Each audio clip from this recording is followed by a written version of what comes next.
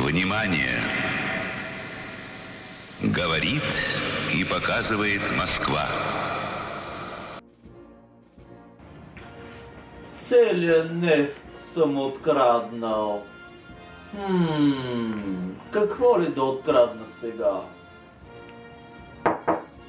Кто это?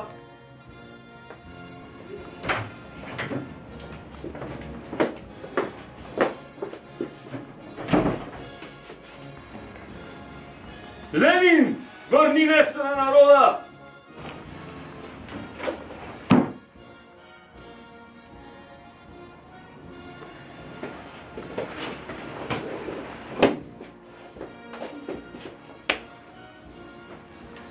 Нефта е само на вожда!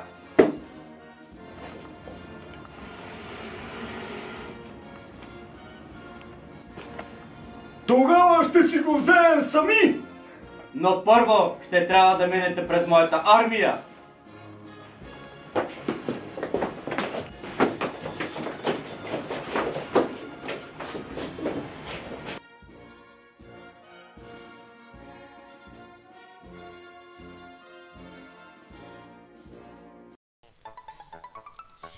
Този странно изглеждащ Ленин красноречиво ни показа, че няма никакво намерение да освободи нефтопровода.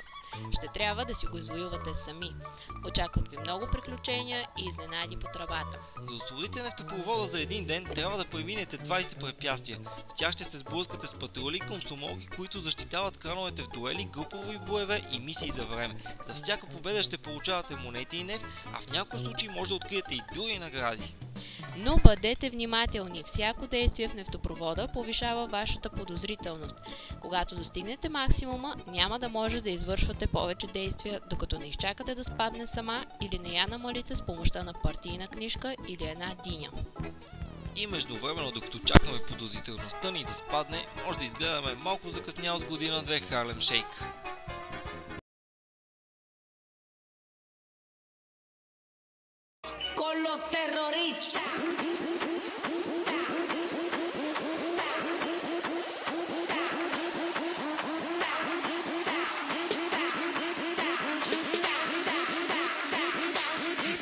Harlem Shake.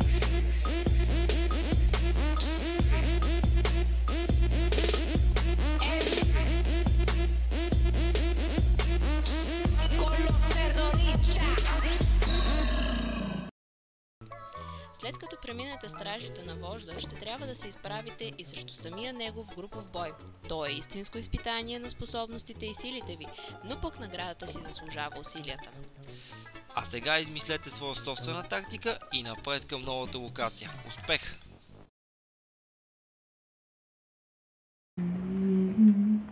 Ленин!